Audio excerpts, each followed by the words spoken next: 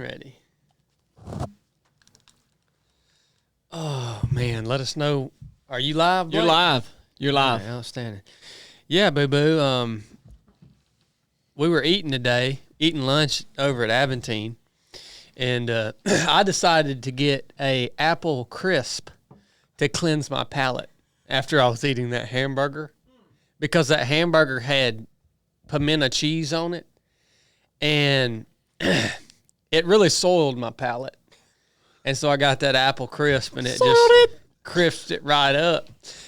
And then it was Blake. I offered up some of that crisp to him, and Well, it was a tart, not a crisp. a tart, yeah. And so he began to eat this apple crisp, but he said there's something in this that doesn't taste right. And I said, dude, it's the ice cream. The ice cream is a bourbon flavored ice cream. And Cornbread actually realized in that moment that his palate wasn't cleansed. He was still dealing with a soiled palate, and he couldn't get all the flavors of that apple crisp. I realized that. Yeah. And he announced it. So don't forget to cleanse your palate, man. Sweeten your palate up when you get done eating a big, heavy meal, burger, steak, something like that. You need something afterwards to sweeten up your palate. Because if you just leave like you guys... And by the way, while I was eating my apple crisp, you guys just got up and left. We was done, Bubba. Do you understand how disrespectful that is? Nobody eats dessert at lunch. Really? No, yeah, you was dragging lunch out. Well, We had stuff to do. in the Navy, you eat dessert at lunch, man. Are you That's where sure I got about that that? from, Are yeah. you sure about that? Yeah.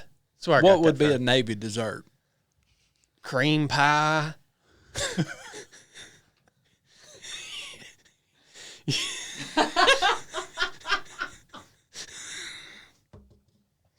Chocolate pudding. Mainly stuff you could have on a ship. You had dessert like that? No. You told me you had. No, it didn't. You remember what you told me? About tarts and cream pies and No, I don't. Not at all.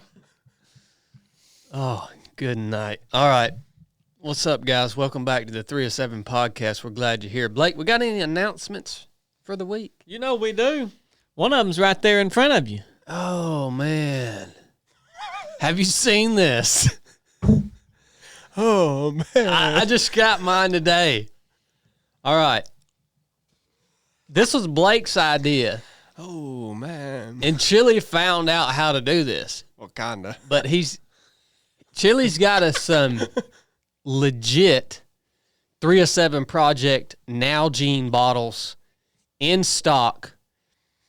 I have been using a Nalgene bottle since I joined the Navy. This is what the Navy issues. Well, at least the Navy SEALs. I don't know about the rest of the Navy. But we get issued Nalgene bottles. Okay? But now, not all Nalgene bottles are made equal. So you've got the ones like Cornbread has right there. Those don't cut the mustard, all right? That's the hard plastic ones, and you can crack those. They really don't. That's not the best version. Chili has had these printed on the best version, and these have a little bit of flexibility to them. BPS free. What is a BPS? Does anybody know? Because what is BPA? What does I call that? Bisphenol? What is it? Okay, I thought it was something easy like biannual plastic asbestos or something. But it's going to be some weird. Yeah. So this is BPA and BPS free, and it is made in the USA. But is it phthalate free? Good question. I don't know. Made in the USA for your everyday adventures. Bisphenol S is BPS. Bisphenol. Yeah. Bisphenol A and Bisphenol S. S, okay. And it ain't got either A or S. We actually watched a documentary. Baby, I don't know. Did you watch it with me? It was at the Nalgene factory. I don't know. You have Give to. me a mic, I'll be You have a mic right there. It's Blake's mic. No, it's not. Get over in We front of share that this mic microphone. every week. Yeah. What are you talking about? Did you watch that documentary? Let me roll with me? over here so I can talk. What'd you say? Did you watch that documentary with me at the Nalgene factory? What? Where they showed at the Nalgene factory, they showed them making Nalgene Oh, bottles. no, I did not. Yeah, it's really cool. They're made in America by American people. Those really are cool. Yeah, these are cool, man. Thank y'all for doing this. Thank you for the idea, Blake. It's the first good idea you've ever had. Oh. And You're welcome. I put a link here in the chat. Anybody like to buy one? Chili, thank you for bringing these things to life, man. Well, it's kind of this is really an all-around Blake effort, in my opinion. But we'll just leave. It's a nice It's a team effort. It is a nice product, man, that we will use to the max. courtesy of Blake. because y'all thank the tech guy. Yeah, I mean, you have this metal water bottle. I can't stand those things, man, personally.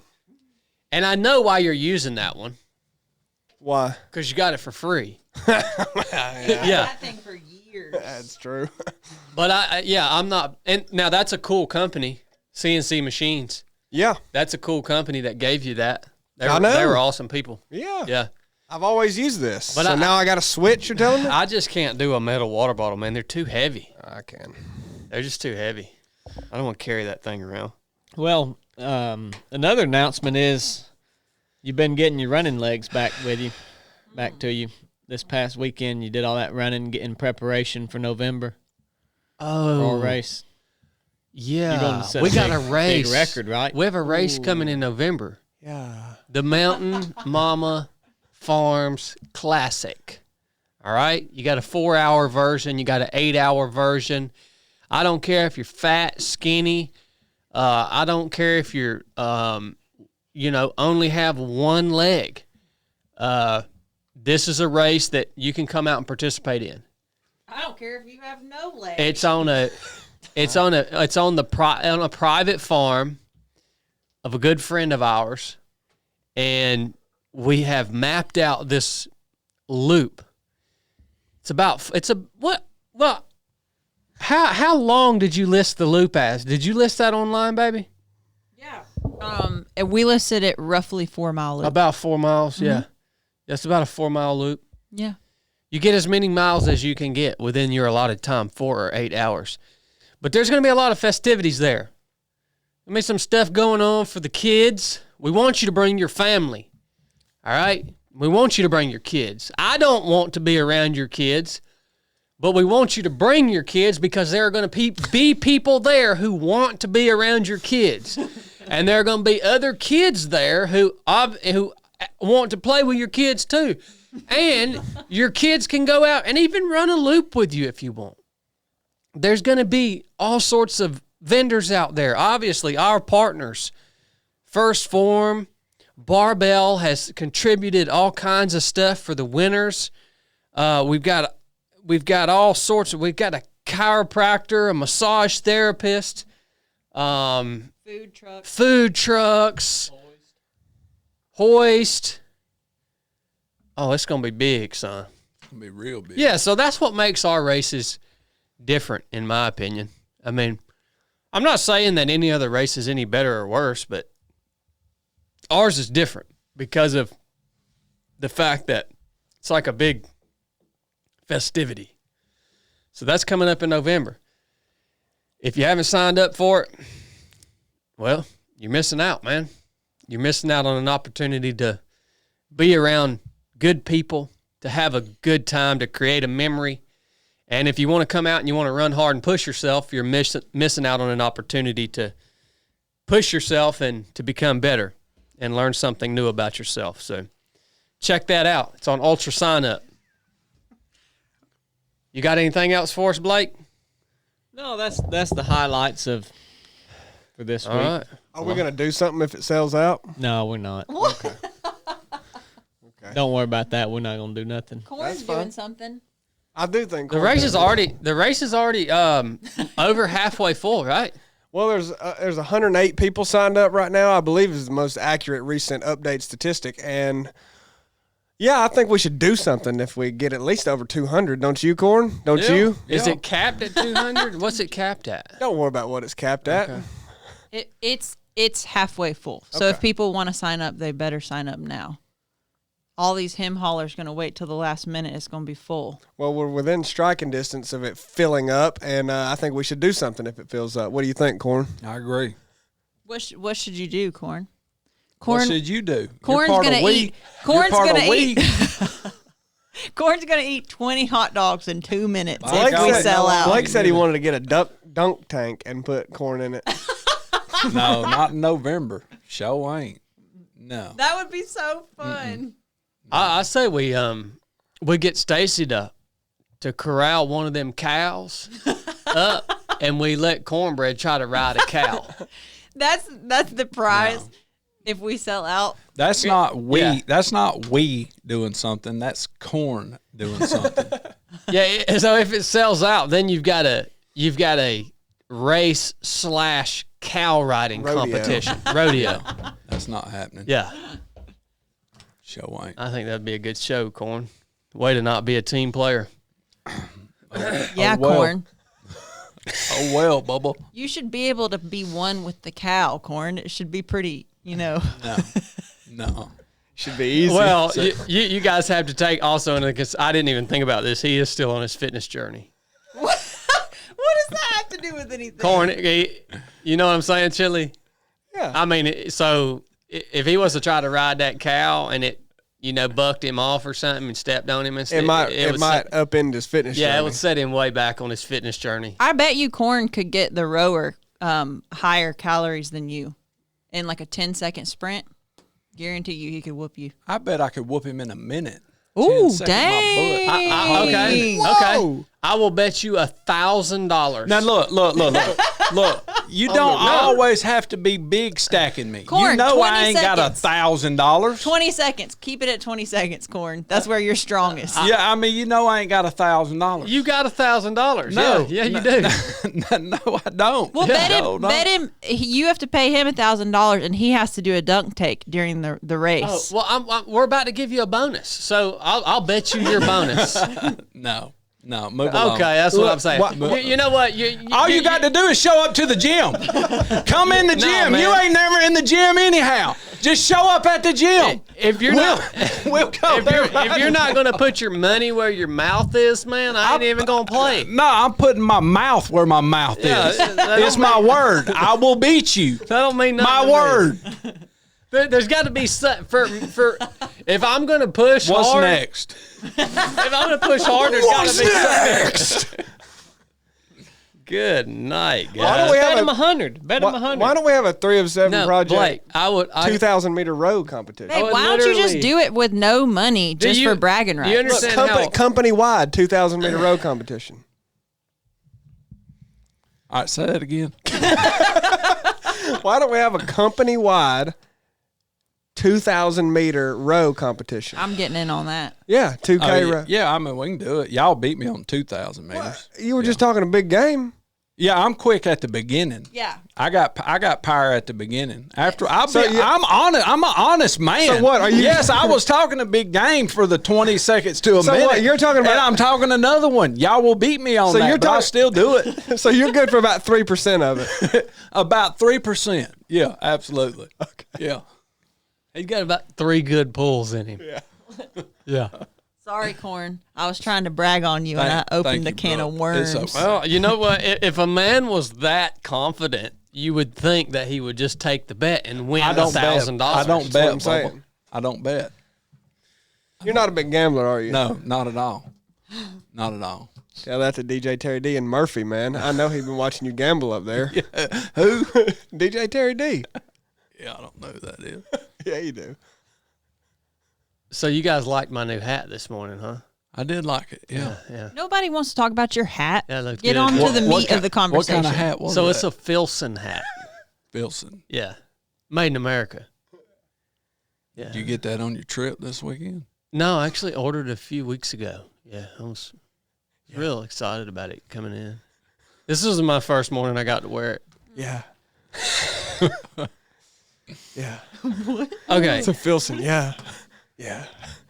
All right. So this week, our topics this week are going to be, first, we're going to talk about quitting here in just a minute. Look, man, we ain't got the news. Well, what's our news topic today? Jeez, man. I had 3 rapid fire things. Okay, man. well, Chili's got some stuff, some current event stuff for us, and then Cornbread's going to bring our Patreon question to us. But yeah, we're going to start off with talking about quitting, because I'm not going to lie to you guys. A lot of you guys listen to this. When I saw what went down at the Georgia Drool this past weekend, I became quite perturbed. Okay? All right. I'm quite perturbed. Did you look at the results? Yeah, there's been so much talk about it. I did look at it, and I believe over half the field quit. Yeah. I think over half. Over half, yeah. Yeah. Yeah. Yeah. And now I'm not saying that the Georgia Drool is a easy 100-miler, but it is by no means a hard 100-miler. Would you agree with that? Well, I don't have any idea. I mean, in compare, I have no idea what you would call easy and hard. I mean, obviously, easy are the real flat ones, and the Joules got considerably more elevation and technicality to it. But what is hard? It's not a cruel jewel. No, course. it's not. It's a much faster. It's a much faster course than something like. It's Cruel not Jewel. a course where you would expect over half the field to DNF. It's much faster than stuff like that. Yeah.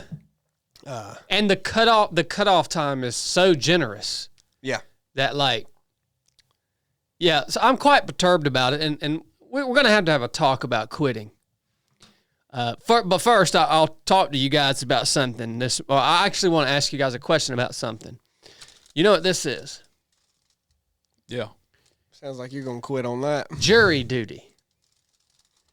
This is the second time they've tried to get me on jury duty in the last 2 years. All right. Let me ask you this. What gives the government the right to summons me from my private life to attend their jury duty? Do you want them to elect people to decide if you're guilty of a crime you're falsely accused of? I don't need Do you want nobody them to just swipe up somebody from Doug's Deli and put them on a jury to decide if I don't need nobody to decide whether I'm guilty or not. It's really You- your duty. you would if you got Civic duty. like if some that- woman no, said that- Chad Wright did this to me when nobody was looking, and then your butt ends up in court, and you better hope good folks are on the jury or you're screwed. Boo, unfortunately, they're never taking me. I won't allow that to happen. So you're skirting. You're skirting the answer to the. Why are you throwing stuff at us? it's your civic duty. All right, explain to me about this, Cornbread. You were a lawman. Yeah. Well, Help me make some sense of this, because it's not good. well, they take a pool from the community, and they have chosen your name, however they choose it. Now that I don't know, to sit in various trials and give their opinion of yay or nay of what's going on, be it civil case or be it criminal.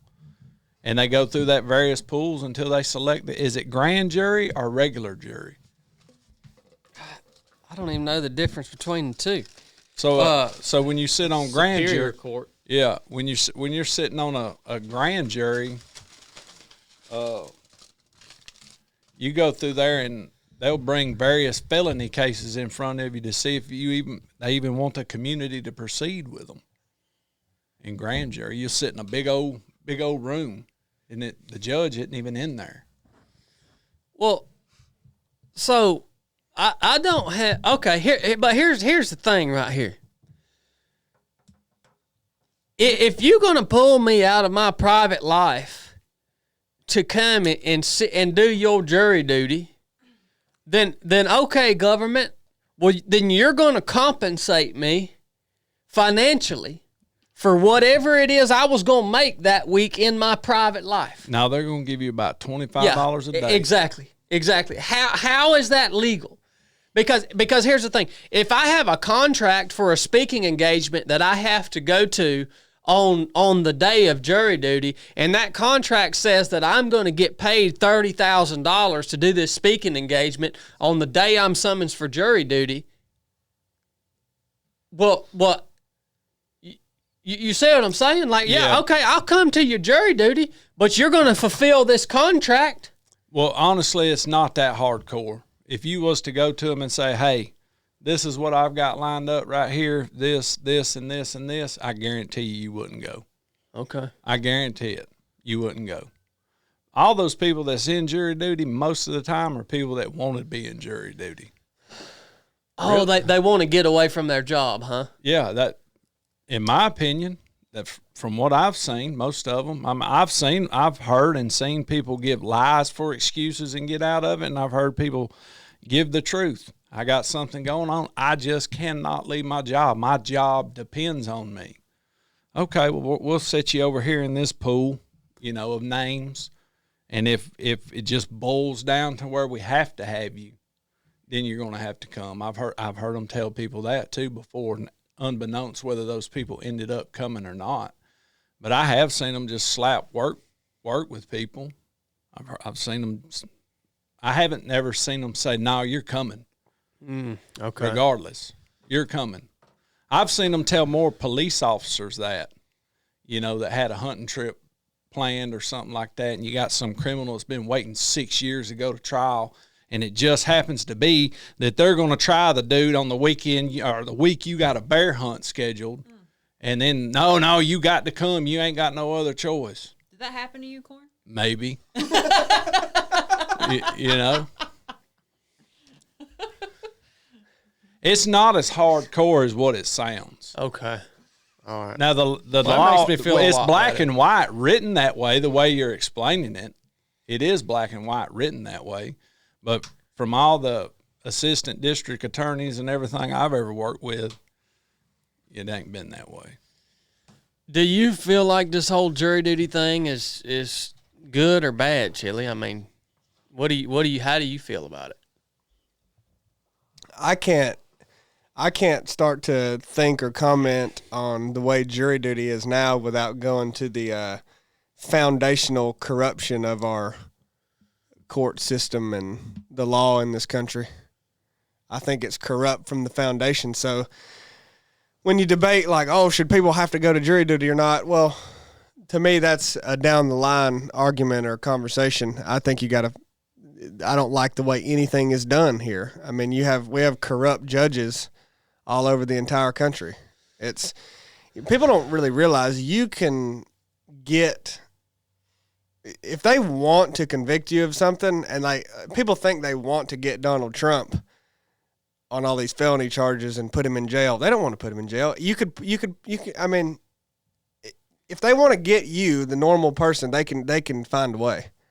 Oh yeah. I don't like the way our system is at all. Now, I'm not saying just tear it down and start over, because that's a radical statement that I can't back up with an answer for how to make it better. I'm just saying it is not good how it is now. So, yeah, jury duty is whatever, but the whole thing's screwed up. Have you ever been on a jury? No. Never will. Have you been? I mean, I don't know if I'll tell you I ain't going to go. Yeah, why do they keep picking me? I'm the craziest dude around here, man. Like, all of y'all are pretty normal. I'm a crazy son of a gun, dude. Like, Have you ever been on a jury duty, Corn? No. Yeah, what? They've hit me up now once a year for 2 years in a row, and I'm crazier than anything, dude. Does it show anything about your history, like as they're picking you? Do you know? I don't know. You know I what have no Chad's idea. doing Wonder right if now? It shows like you're law enforcement. Like, Do you know? I'm not mentally stable enough to sit on a jury. He believes that by making a public proclamation of like mental unwellness, that they will stop picking him for jury duty, because you have to be sane and in good mind to be picked for jury duty. And so he wants to basically get classified as a as a sick, mentally unwell patient, so they stopped picking him, and so he's making a public proclamation of that. I know that's what you're doing. They've got all y'all normal people to pick from. Like, all they'd have to do is go watch the last 3 episodes of Truck Talk to determine that I am actually crazy. See, there you go. Yeah. It's not that hard, guys. They're still going to pick you. Hey, he can make a truck talk about this. He probably will. Yeah, I think I will today. Maybe I will make a Truck Talk about this today. You know what would be crazy? If on a whole pod, ooh, look how mad he is about what I'm about to say. Did you see that? No, I don't know what you're about to say. I was just thinking of how good Chili's voice sounds on these new microphones. If on a podcast one time you tried not to be mad about anything, like the whole podcast, you were just like, you didn't come out against anything, or you didn't get like, I'm so pissed off about What if he's just this. pretend mad?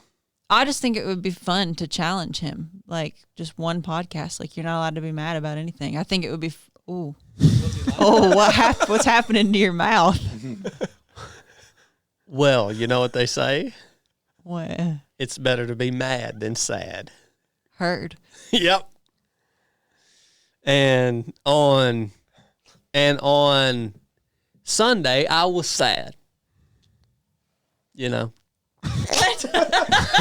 Why was you sad on Y'all, Sunday? y'all know. Y'all When pulled, we left y'all him in pulled that off and abandoned left parking me, lot. man, in a Chevy Malibu.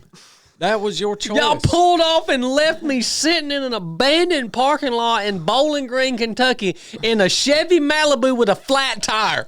Did it have a flat tire? Yes, sir, it did. It had a flat tire. Well, at least you was still right yonder by the car. Yes, rental place. No. It didn't go completely flat until I got on down the road a ways, okay? always do. And here I am by myself. This tire goes flat. I have to take the tire off, put the donut tire on, drive to an AutoZone, buy a plug kit, plug the good tire, then leave the AutoZone, drive to a gas station, fill the tire up with air, plug it, then drive back to the AutoZone and get them to take a razor blade to cut the rest of the plug off that's sticking that far out of the tire, because I don't have a knife on me because I'm going to have to fly home. And then I have to go back out to the parking lot of the AutoZone, take the donut off, and put the good tire back on. Yep. That was my day on Sunday. Sounds like you did good. That was Bubba. my You day handled on it. Sunday. You handled it.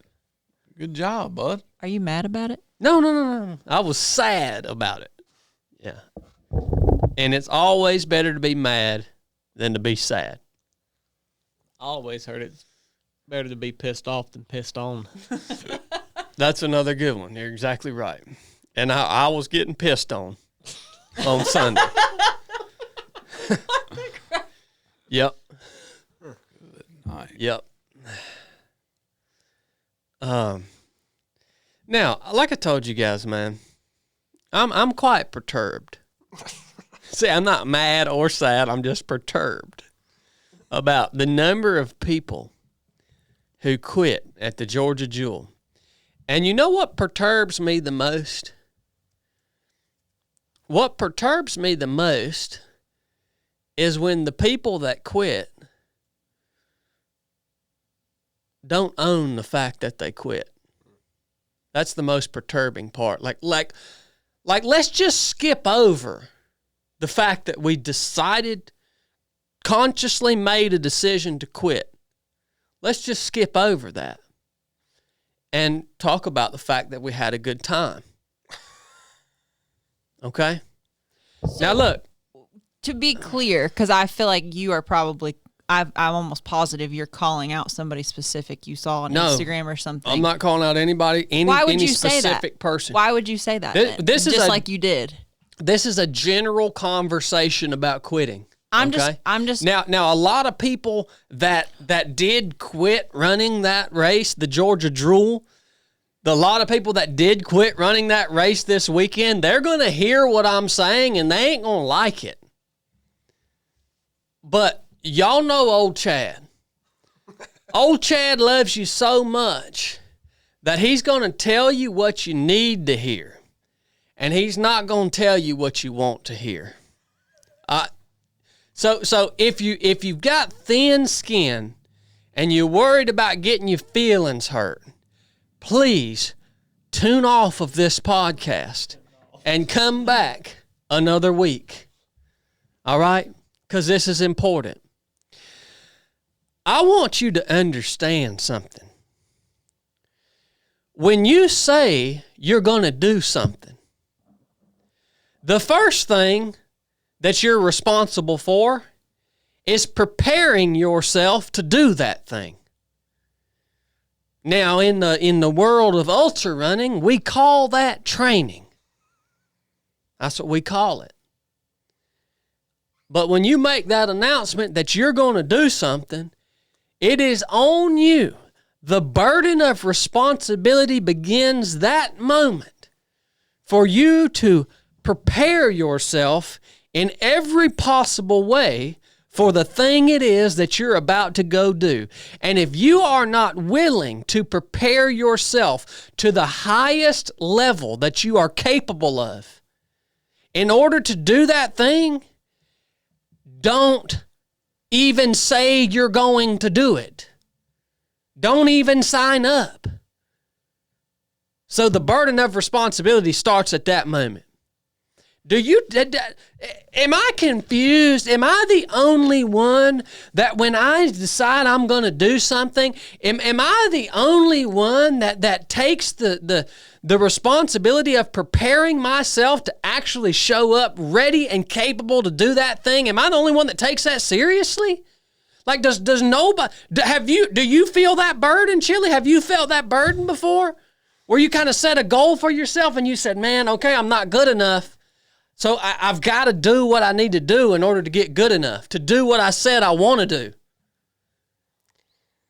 I mean, I feel that, man. I don't really feel a burden. I just don't. I don't think I understand just how I don't know.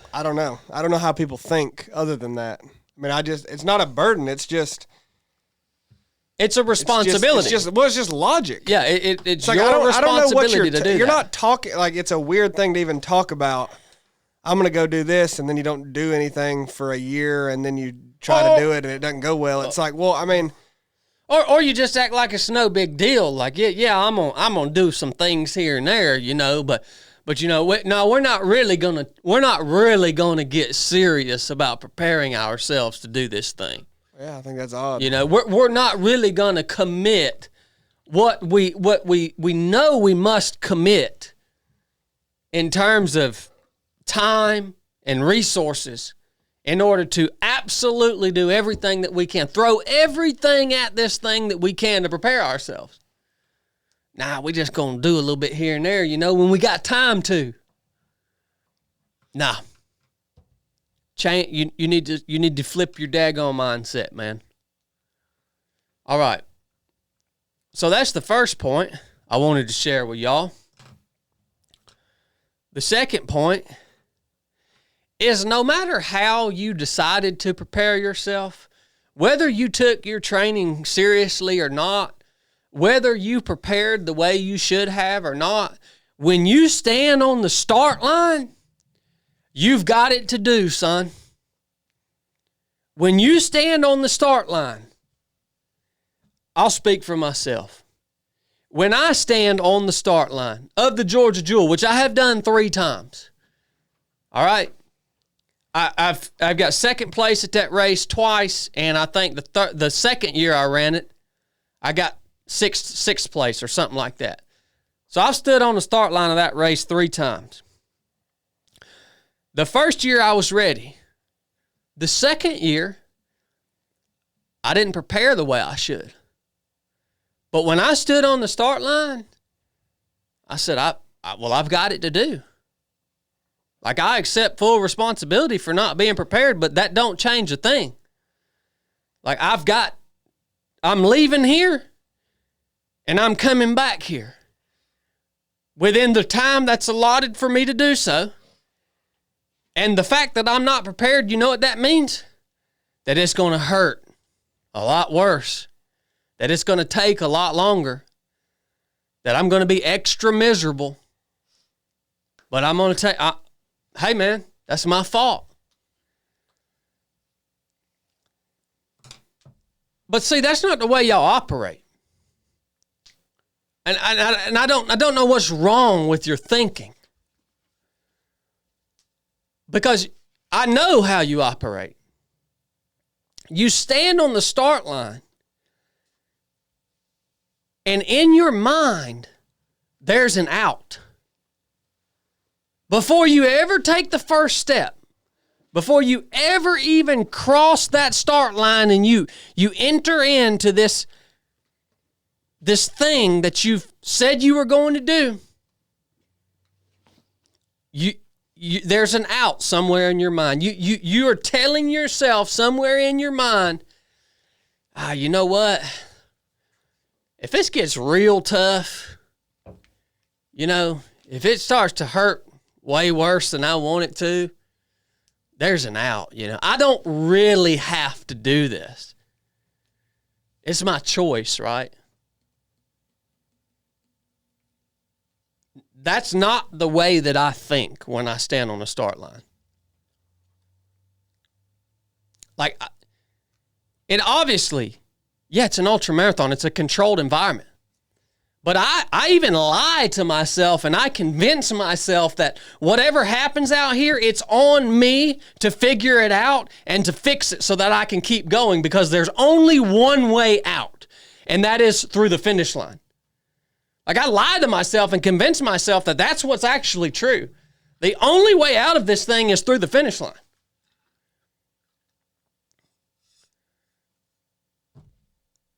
Why do you give yourself an out? You know you're doing it, man. You have an untrained mind. That's why.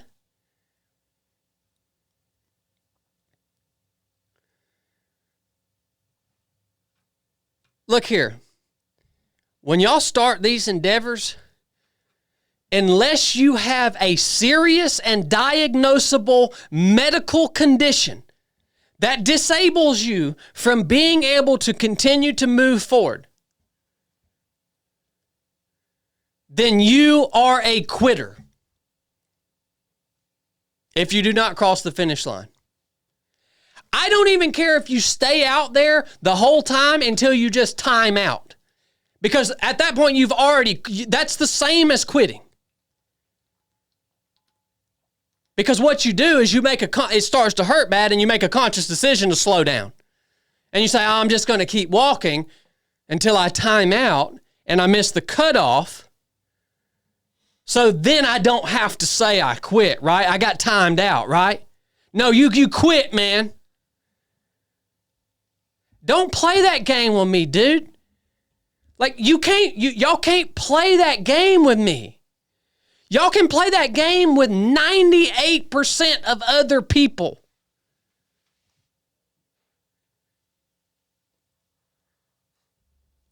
Because here's the thing. When you have an untrained mind and you're with other people who also have an untrained mind, you guys will and can convince each other of anything. You can make each other believe your excuses. When you get two people with untrained minds together, they can make up the grandest story, and they will both believe it. That don't work with me, man.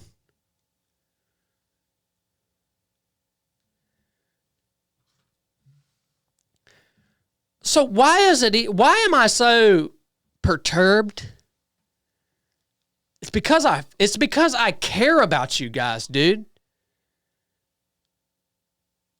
I care about you guys, and especially you guys who I've spent time with, who I've trained with, who I've tried to teach things to.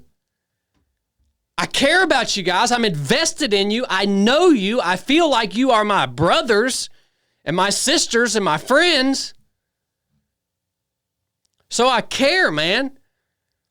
And so why do I care so much about the fact that you quit? It's because here's another thing you don't understand. How dangerous it is to quit something. Like even the smallest thing. Like even Blake gave an example the other day. He said he was in the gym. He was doing a like a CrossFit style workout. It had like 4 rounds. He said he got through 2 rounds of it, and he was like, man, I don't even feel like freaking doing this, man. He said he wiped all the gear down, put all the gear away, and he said, no, you know what? I'm not doing it. He pulled all the gear back out, set it all back up, and finished the last 2 rounds. You don't understand how dangerous it is for the trajectory of your life when you make the decision to quit something. However little it is, however insignificant it seems, because that will start to become who you are. That will start to become a habit of yours. You quit something, man, and you feel bad about it. When you quit something for the first time, you feel bad about it for a day or 2 or 3, but a month goes by and you just sort of forget about it, man. Or you may even just start thinking, yeah, that wasn't such a big deal, right? Well, then life gets hard again, or something gets hard again, and it's not quite as hard to quit the next time. You don't feel quite as bad about it. You all can go look at my Ultra Sign Up page. Go look at it. There's not a single DNF on that page. Now, some of those dang races that I ran, they sucked. And they were slow, man. And I wasn't performing the way I wanted to perform for whatever reason. Weather, heat, rain, whatever, you name it. But I finished, man. I did what it took to stay in the fight and to meet whatever the standard was to finish that race.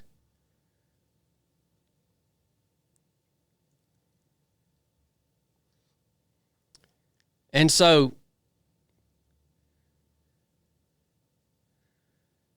what I would suggest to you is to take ownership of the fact that you freaking quit, and to throw your stinking excuses out the window. Whatever it is, the heat, a gear malfunction, you timed out. Because it's a bunch of freaking bullcrap that all of your friends who are also untrained mentally like you are, they will believe it.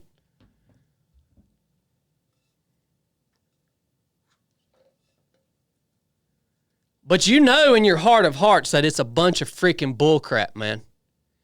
And the only way for you to reset is to own what you did and to correctly diagnose it.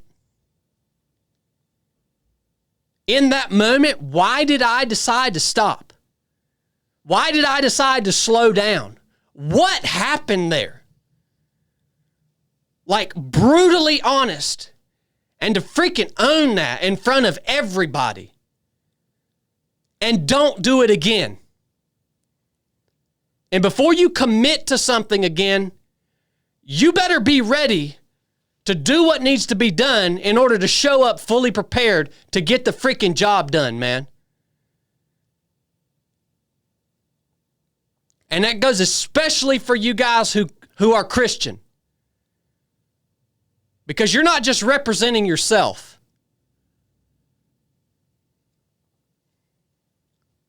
So, that's what I got for you guys today. Has anybody got anything on that? Did I miss anything on that topic?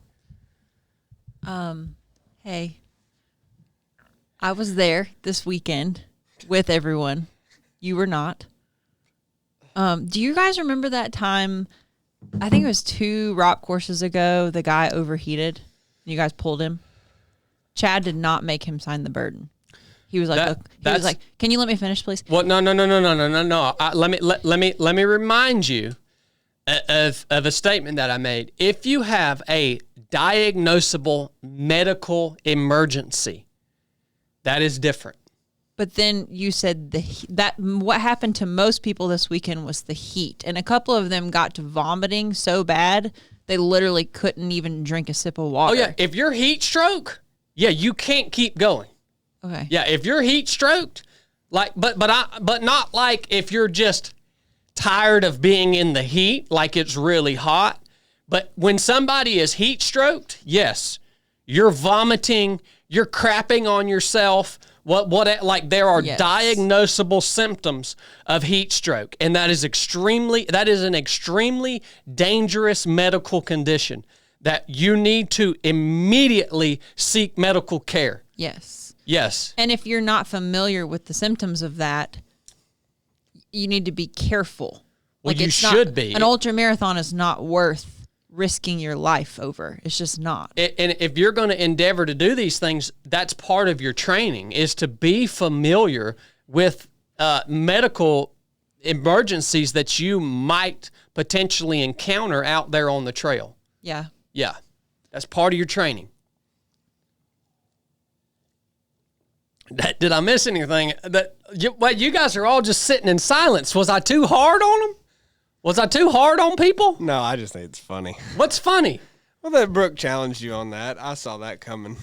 Well, that's her job. How many of these people have you crewed? That's Brooke's job. She has to challenge me on that. I just thought it was funny. What else we got on this before we move along? Any words of advice from you guys? Shared the did Blake, I mean, anybody?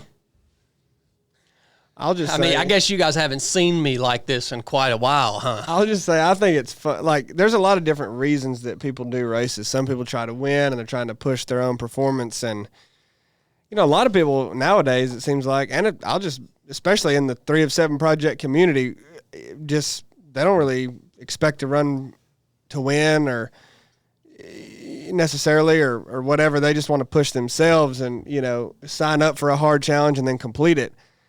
You know, and in that scenario, it's not that it's any better to quit in any other scenario, but in that specific scenario, like, the whole point is to get to the point where you want to quit and push through it. So to me, that's really confusing for that to be your reason. And then that point comes and then you quit, you know, to me, that's interesting. But one reason I bring that up about, you know, running to win is that's what I did. I mean, all the ultra marathons I did not do it for the sake of doing something hard and then pushing through it and not quitting. I did it because I like competition and I wanted to run to win and see how fast I could run. And, like, I've looked back at my racing history and I think I've finished, you know, this race and that race and this race and that race, and it was difficult and everything. But, like, I finished it technically. Like, I crossed the finish line. Yeah. But I quit out there. Like, I quit giving my best at some point along the way. I quit really try. You know, I had more to give and I just chose not to give it. I mean, to me, that is quitting. But a lot of people don't see that as quitting. Well, and I'm not saying it's the same Most level. people ain't to that level yet, Chili. Well, I'm not saying that's a different level. I'm just saying, like, yeah, it's better to cross the finish line, period. But I don't think you should take that much pride in just that you crossed the finish line either. I've quit many a race that I crossed the finish line, and I should get there's no credit to that. There's no credit to A lot of people will do just the opposite of what you did, and they will actually redefine quitting with parameters that means they didn't quit because they know what they did was quit and they don't like it. So then they say, well, quitting is just if you do this, like if you, not if you actually stopped, but like if you never tried again, that would be when you quit. Yeah. So I didn't quit. And so people, I mean, it goes like, you know, you might define it to the extreme and they might define it to the minimum.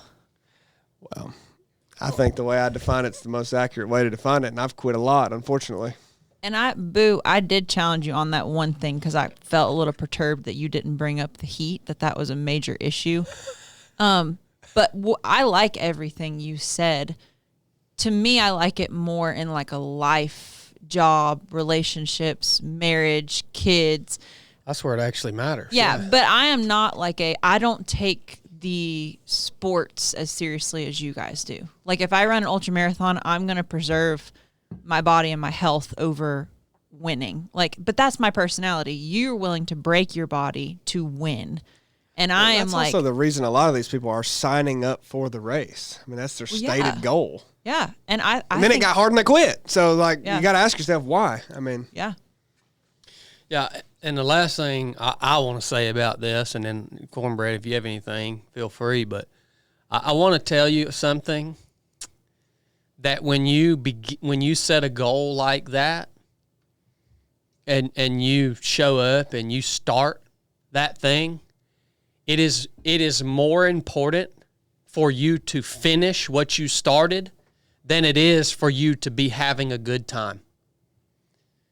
Now, if you're prepared, you can have a good time and you can finish what you started. But if there comes a point where you say, I'm not having a good time with this anymore, well, too freaking bad. Because it's more important for you to finish what you started than for you to have a good time. Cornelius. I mean, I agree with everything you said. I don't really have much to add because I haven't towed the line much at all, if any, myself. You know what I mean? But just as a perspective, quitting goals definitely isn't good. So I don't understand why somebody would look at something as training for an ultra marathon and putting all that work in and making the ride, the time sacrifice, the money, and just show up and not put everything they got into it, which me and Chili's talked a bunch about. Do you ever really put everything you got into something? So that's just my perspective on it. Man, that's a lot of time and effort to do something, yeah. to not do your all.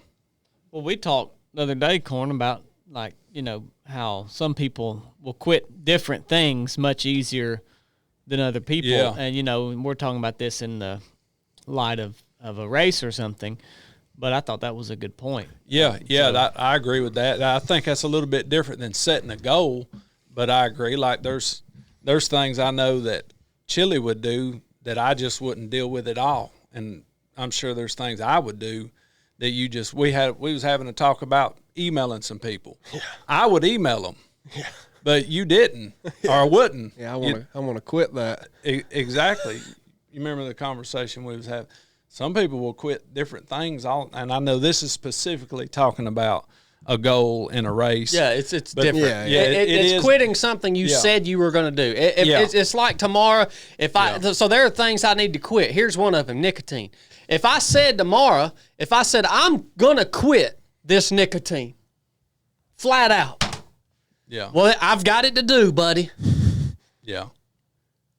Yeah. That's what I'm talking about. Yeah, and I agree 100%. I think a lot of times, and I have done it in the past myself, you know, it sounds really cool to say, hey, man, you ought to go do this, and you just emotionally say, yeah, I'll do it. Yeah. And then you never even end up doing it at all. Like you don't even train for it. Like you quit no more than that come out of your mouth to do it. But, yeah, that's about all I got. Yeah. Outstanding. All right. Well, I hope that helps some of you guys. I really do, because that's the reason I wanted to have the conversation. It's not to lamb-blast you. It's to hopefully help you. All right, we're going to get into the news this morning, but what do we – what Hoist. is Hoist sponsoring this show? Yeah. Oh, man. I'm glad because I don't know if you guys know, but Hoist and coffee are great mates. All right. That's a weird thing to So say. coffee dehydrates you, Hoist hydrates you, and they taste really good together. Seriously. Have y'all ever tried that? No. If you take a sip of coffee, watch this. All right, now I got that coffee on my palate. He's been big on the palate lately. Now I hit that Hoist. It doesn't clean the palate. It just sweetens the palate. It's the bitter of the coffee with the sweetness of the Hoist. And it's a bomb combination, man. And you're dehydrating and rehydrating yourself equally. So you come out the other end at a very neutral state of hydration. All right. So you guys know Hoist has been a partner with us for a long time. Made in America, battlefield tested, warfighter approved. Hoist is more than just a beverage. It's battlefield proven IV level hydration that's trusted by our soldiers to keep them hydrated longer than water. Hoist absorbs instantly and replenishes your body immediately to keep you powering through your next objective. Yes, I would agree with that. I have used Hoist for years now on multiple different types of endeavors, whether it's long distant ultra endurance running or mountain biking, or just multiple days of backpacking or multiple missions on the ROP course, whatever it may be. And it has never upset my stomach. I never get tired of drinking it, and it keeps me hydrated, which is, I think, maybe arguably, maybe not arguably, the most important part of your health when you are out doing ultra endurance type stuff, or you're just out working hard day after day, whatever it may be, sweating. If you don't stay hydrated, you are going to go down. All right, you're going to go down hard. So Hoist has everything you need, plus some calories, 70 calories. It's got your 14 carbohydrates, 430 milligrams of sodium. It's got calcium, potassium, and magnesium, no preservatives. We love it. And we would ask that if you want to support the show, one way to do so is to give Hoist a try. Check them out. I promise you, you won't be disappointed. You can find them at drinkhoist.com. And so you can set up a subscription where they just send you a couple cases a week so that you always have it around your house. It's already ready to go. They also make it in a powder form if you want to go that route. But super easy to get, and it works, man, flat out. So thanks, Hoist, for making this show possible. What you got for us this week, Chill? Well, first of all, I want to kick it to my meteorologist, Cornbread, to my left. We have a breaking news alert, weather alert. There's a hurricane a-coming. Good night. Is he your chief meteorologist? Actually, no. Actually, no. You told me I was the chief meteorologist. Speaking of meteorologists, does somebody need to go check that thermostat? Does it not feel hot in here to y'all? He's does a hot. little He's bit. hot. Check Yeah, it, Blake. it is hot in here, man. Well, no, really, Corn. I mean, is there a hurricane coming to northwest Georgia? No, there's not a hurricane coming to northwest Georgia. We've heard a lot of right. people say, hey, y'all got a hurricane coming up there. Jeez. If a hurricane makes it up here, you're not going to have to worry about northwest Georgia no more. That would be terrible, son. They will be a tropical storm 7 a.m. Friday morning in northwest Georgia. Then it will be gone. Don't worry about Friday night. You know who you are. Yeah, I mean, give me a freaking break, man. Get your bread, get your eggs, get your milk. Make your milk sandwich. Yeah. Yeah. Well, it is interesting that this hurricane's coming based off of that dream I had the other night, man. I mean, Tell me about that dream. It's pretty remarkable that now we finally have the interpretation of this Now dream. we're going to Chad with the astrology I'm report. still not sold on that because of the tidal wave. So in my dream, tell me the about tidal wave represents the rain we're getting. So Tell me about the dream. I didn't hear about in it. my dream, me and Cornbread and Blake were staying in a house on the road that we live on. And this house had like a big glass roof, all right? And so I'm looking out like this glass roof, and I see a tidal wave or like a tsunami coming. But the tsunami hits one of the mountains, and the mountain like breaks the tsunami up so it doesn't destroy the house, right? So that represented the rain. All right? The rain we're getting today. I've lost Well, right after the tsunami, a freaking hurricane comes, dude. And like we can see it in the distance, and it looks like a hurricane, right? And it comes over the top of us, right? And it passes by. Right after the hurricane passes through, Tornado. a tornado hits. I knew it. And we watch. I So predicted it. we watched the Give tornado. me what kind of thing must I be to predict your dream? And it's this massive tornado, and it comes over and it passes by. Then a twister came. And then I looked at Blake. I looked at Blake and I said, "Man, I hope that didn't hit any houses on the road down there." And Blake looked back at me. He said, "No, man, that took out a whole line of houses. And that was the dream. Cataclysms. Yeah, that was the dream. Well, all right then. I'm not too worried about that. Moving on from Chad with the astrology report, I wanted to move into something we talked about a few weeks ago. This is the news station. You remember all that assisted suicide stuff? Yeah. And did we ever verify that people are using those pods? No, we never did. Well, American woman's death in suicide capsule leads to arrests in Switzerland. Whoa. So they are being used. I did some independent research, and it's been used many times. And a U.S. lady flew to Switzerland, got in the thing. It's called Last Resort Capsule. That's what it's called. So sad.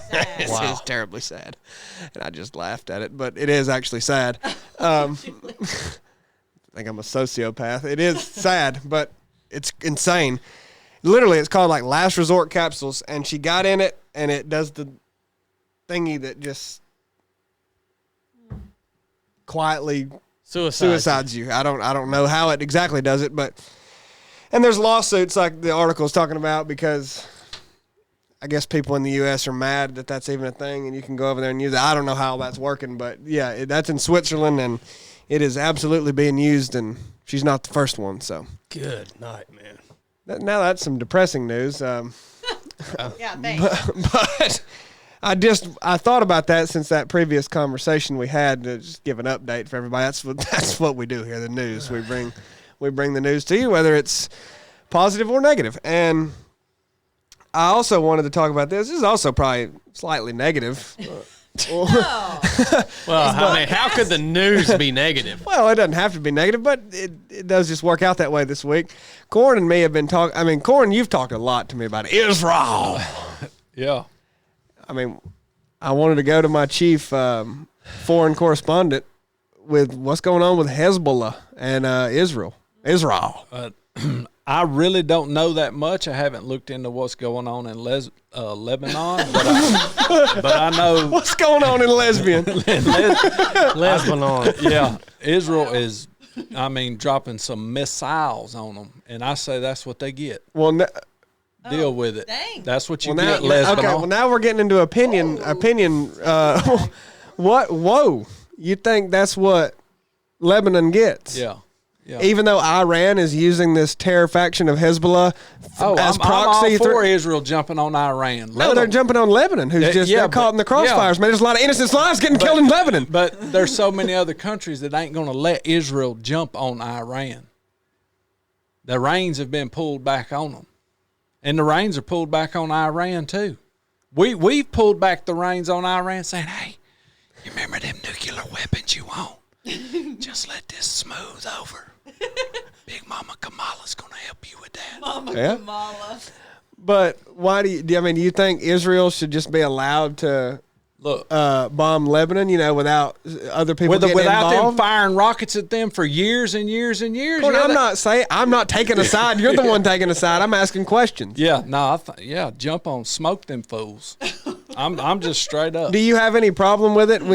That's what everyone has a problem smoke with. on There's innocent people getting killed. Yeah, in the that's crossfire. not any good. That's what people are not happy about. Yeah, and that's what Israel's not happy about, that their Right. innocent people's Right. been killed for years and years. Correct. If you don't want your innocent people getting killed, quit killing the other innocent people. Seems pretty basic, doesn't it? Yeah, absolutely. I'm not over there. I don't have to deal with it, so it is definitely easy for me to say that. Yeah. I'm not trying to take any of the validity away from what's going on there. It's horrible. Well, yeah. on What's both Israel sides. supposed to do? Not defend itself? Exactly. Exactly. Yeah, Yeah. 100%.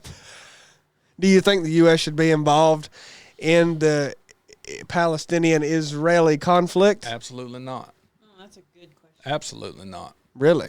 You don't don't think the think U.S. has a duty to support Israel?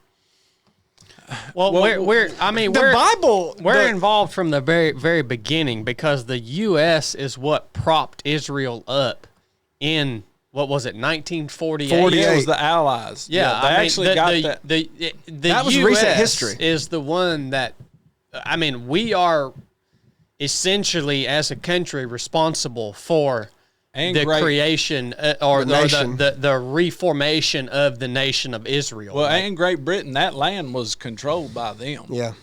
the British Empire. yeah, so we've been involved Yeah. with them since day one. Yeah. Well, day one of recent history. I mean, the conflict goes back thousands of Yeah, years. I'm but, talking about yeah. recent history. Yeah. Now that we've called it an official nation, very complex issue, isn't it? Oh yeah, really. I mean, big time, I mean, really. big time complex. Well, we've covered it. Well, what's wild is like it. So Israel has what they want. Well, no. No, Israel wants to build the temple again. And they can't because it's just so crazy. Like, Israel has all of that land, but, you know, the Dome of the Rock. Yeah, it's on the temple site. Yeah. Yeah, it's the holiest site. You know, I mean, it matters significantly to Christians, separately from Jews, separately from Muslims. What is it again? It's the Oh, boy. it's where the Abraham, I mean, yeah. it's where the temple the last temple was. Yeah. The Jewish temple. Yep. That the temple that you read about when Jesus was on the earth. Yeah, the temple that he's going to and all that. I think what was it, about 70 years after Jesus was crucified, Burned down. the Roman Empire destroyed that temple? I always thought it was Nero. Is that even right? I don't know. Yeah, whatever. So, yeah, that temple was destroyed about 70 years after Jesus was crucified. And so it's never been rebuilt. And so since the Muslims, when Israel was dispersed, obviously at some point the Muslims came in and took control of that piece of land. And I don't know when, but they built a massive mosque right on top of the ancient foundations of the Jewish temple. I guess to ensure that the Jewish people would never rebuild that temple, like basically claiming this site. There's a mosque on it now, the Al-Aqsa Mosque. Yeah. I mean, it's insane, the coexistence of Islamic architecture and, you know, the holiest sites of Islam and Judaism. Another thing that I don't think I realized until I had conversations with my Palestinian friend, Palestinians don't even recognize Israel as a legitimate nation. Israel doesn't recognize Palestine as a legitimate nation. They call it the something occupation. Yeah. They're basically just saying that these Jewish people are occupying this land. Yeah. Like the world recognizes Israel as a independent nation, Yeah. but they don't. Well, I mean, the deal is you have to, whatever side you agree with or not, you do have to recognize that both sides view that piece of land the exact same. Yeah. For the exact same reason. Yeah. They both believe it is their God-given land Yeah. to them. I mean, they believe the same thing, just different. Obviously, it's different, but you get what I mean by the same. I mean, it's the same logic, and you know, so it's traded hands, and And back before what happened almost a year ago now, on October 7th of last year, when however you want to describe that happened in Israel. The hang gliders. And stuff. Yeah, whatever that was. They had the Saudis and the Egyptians and the Jordanians on their side to build that temple back. yep. They had, in Saudi Arabia being none of those other Muslim countries over there want any smoke from the Saudis at all. So them being the number one, they had them, and Iran caught wind of it and said, "No, Bubba, that ain't about to happen." And that's when all that mess started breaking loose. It's all about that temple. Yeah, the that's whole all thing it is. No one talks about that the temple. But that's what it's about. That's what it's about. It's all of it's. I mean, that is some holy stuff going on over there with Israel. Have you ever heard of the Yom Kippur War? I've heard of it. Yeah, that's what I was hoping to get into. Tell the story, Chili. No, you you tell tell it it. a lot better than me. You No. tell it. Was it Syrian or Jordanian. Jordanian. So Jordan. It was even Cuba, South Korea. Cuba. Yeah, they all to Syria.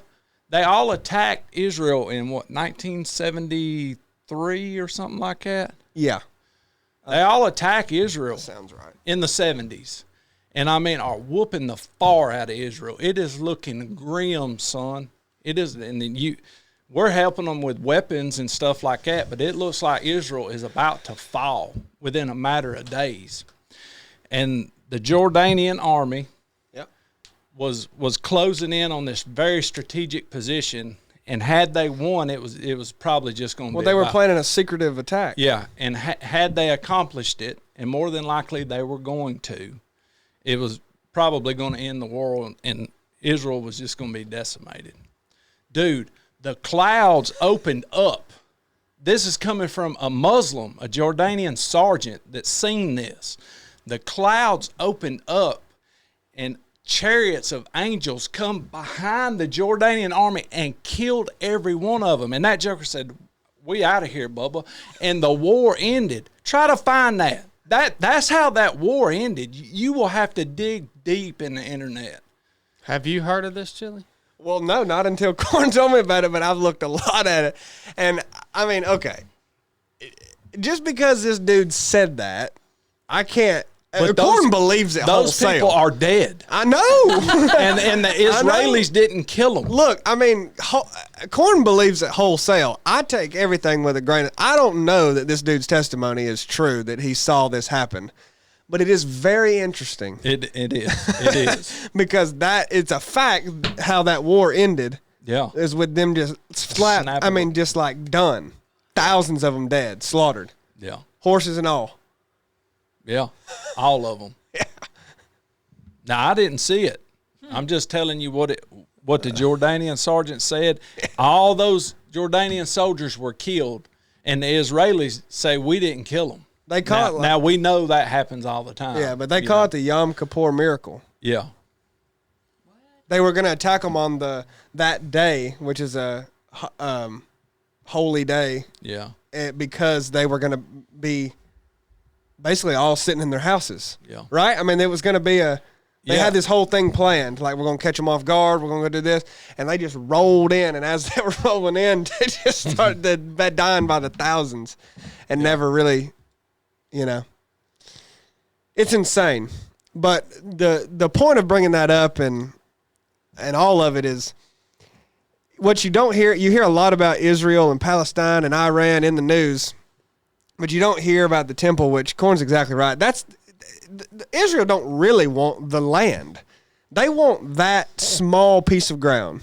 If they got that and can do whatever they want on that and will just be left alone, they'd be thrilled because that's what they want to do. They want to rebuild the temple, and Revelation has many prophecies about the temple and what will be done around it and what must be done. And, we've talked about the harps being there. Yeah. Yeah, they got the a Revelation warehouse. talks about harps being built and playing at the end times and all this, and they want to build the temple right now. And there is like a harp factory somewhere over there in Israel that they're ready to crank them out. A slab son. full of harps. I mean, it's crazy. Stuff like that is just wild. Yeah. And some of that, you read some stuff like that, and you don't know how much is true, but you can see. You can get in a rabbit hole with it. Oh, yeah. And when I do talk about that story, I let it pump me up. But, it is a reality story. Like, the dude swears that happens. Yeah, I'm not saying that it happened. Right. But I do know that the Israelis said they didn't kill him, and that's when the war ended. But very interesting. Once again, then we'll move on to the Patreon question. The Israel thing just goes so much deeper than the headlines. And a lot of people also don't recognize how much, like, if you're a Christian, you know that Israel plays a big piece in the end. I mean, that temple's a huge part of it. right? Well, yeah, it's a huge part. Yeah, it's a huge part of biblical prophecy. I Right. think mainly in the very end, because that is the place, at least by our understanding, that is the place where we will see what's called the abomination that causes desolation, and that's where the Antichrist will make his turn from essentially being a good guy and striving for world peace. He will make his turn by placing his image, an image of himself, whatever that means, in that temple, and basically requiring the world to worship him as God. Yeah. So it's very interesting, the Abraham Accords that were done under the previous Trump administration. That was Jared Kushner, who is married to Donald Trump's daughter, who he placed in this role. And a lot of people thought Trump should get a Nobel Peace Prize for the work that Jared Kushner did, getting all of those peace treaties that were working. I mean, it was working, and war was stopping. How he was pulling that off, that's another story. I'm not saying it was all good stuff being done, but I mean, it was many, many countries agreeing to it, and countries that you didn't think would agree to be in a peace treaty with this country, like it was making the connections, and it was called the Abraham Accords. And yeah, it's very interesting to me. Like, those deals and talks stopped in the last 4 years, and then you've seen some more turmoil in Israel. It's just very interesting how that's going to play into it. I don't know. We've had theories thrown out too about if Trump gets elected again, what would be done under the guise of his administration. I look at Jared Kushner a lot just because of the Israel connection. He's a Jew, and he's got a vested interest in it, so it's fascinating to me. But anyway, just wanted to cover down on that. Might be war in Israel. That's an interesting topic, man. So Israel is bombing Lebanon? Well, so see, I missed that part. It's difficult for people. I think difficult to track and understand. There's all these terror groups that you hear thrown out, like Hamas and Hezbollah, and Hezbollah. all that is Iran. It's either terror groups from Iran or terror groups from Afghanistan, Lebanon, wherever, that they fund and help prop up, just like we help fund and prop up Ukraine. It's no different. Right. We're doing the same thing right now. Like, we're arming and funding Ukraine. Iran arms and funds other countries like that and terror groups within those countries to attack Israel, because all Iran wants to do is just wipe Israel off the map and take that ground and whatever. So when these terror groups funded by Iran attack Israel, because they'll just do whatever, and they go bomb in, and there was one news story, radios were exploding. Yeah, did you know that? Beepers. Yeah. Yeah, we talked about that last week on the podcast while you were on vacation. Well, you probably didn't get into it at this level because you're not a news analyst, and that's okay. But see, that stuff is happening through Iran funding, and then Israel has to retaliate in some way, which I don't think anyone would reasonably disagrees with. Like, if your country is attacked, what do? You have to. What do you do? Just sit there and let them attack you? So you'd make these kids protesting at colleges happy that you're not killing innocent lives in the country. I mean, yeah, it sucks to then attack Lebanon and maybe kill some innocent people because you're trying to stop this terror group that's attacking you from that country. But what else are you going to do? I mean, now, I think, and people don't like what I'm about to say, but I'm going to say it anyway because it's what I think. I think there's a high potential that Israel stages some of these terror attacks, just like the October 7th that you talked about last week, to accomplish some things that they want to do to outwardly expand. Boy, Israel supporters do not like that, but that is what I think happens. There's clear evidence of that, and there's clear evidence of U.S. involvement in that, partially U.S. involvement in that because of what we want to do in Saudi Arabia, and it all connects. It's a huge web, but that's what's happening. So that's why that's news today is Hezbollah, an Iran-backed terrorist group in Lebanon is attacking Israel, and then they're attacking back. Like, that's why the Gaza Strip is always attacked. That's the Palestinians trying to throw crap to the, Well, have you heard of, I've just heard this mentioned in passing, like, have you heard that there's a large number of really wealthy United States citizens and also politicians who have like dual citizenship in Israel. Have you heard of that? Well, yeah, I mean Yeah. that's a huge thing. You know, Ghislaine Maxwell and Jeffrey Epstein had dual citizenship in the United States, Israel, Great Britain. I mean, it was they had all kinds of citizenship. Yeah, that's wild, man. And most of the people that they were dealing with and the other billionaires in America that they were having dealings with do as well, yeah. Why do you, because I've run into that a lot, and I'm curious about why so many Americans just blindly support Israel and think there's, like, that government is just pure and that there's no issues or corruption. Like, is it just a cultural thing? We had this talk of Corn, like, it's due to it's the same reason that, like you said to me the other day, you're like, I pray for Israel or whatever.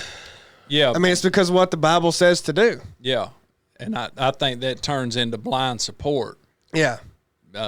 You know, praying for Israel also could mean that they ain't being off the chain, for lack of better words. Right. You know what I mean? It doesn't mean that you totally have to support that they're going crazy. Like, you pray for God's will to be done, which is going to be done regardless. But I think that's where it starts, is that we are called to pray for Israel. So that means everything Israel does is just the best thing in the world. Yeah, you know, it's one of the most bipartisan things. Yeah. And then you get even deeper into it that, you know, is it the country that we know now? Is it the race of people that is the Israelis? Is that what you're called to pray for? The ethnic group, which they say that It's ethnic group. I speak how I speak. Ethnic. Like a lot of folks say that those aren't even the original bloodline Right.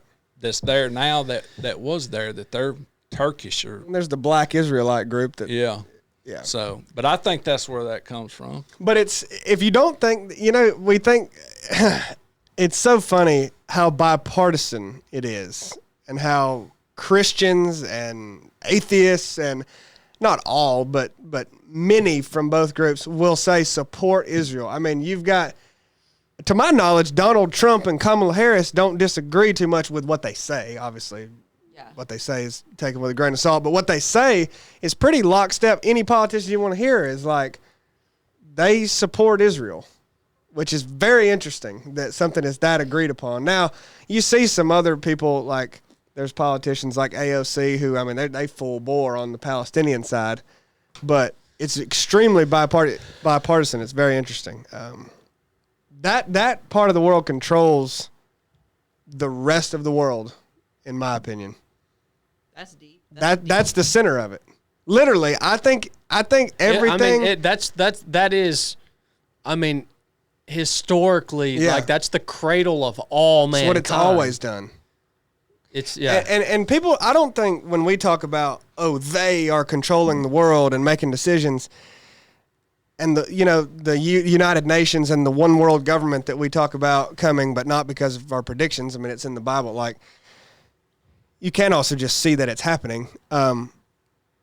That centers around Israel and quite literally that freaking temple being built.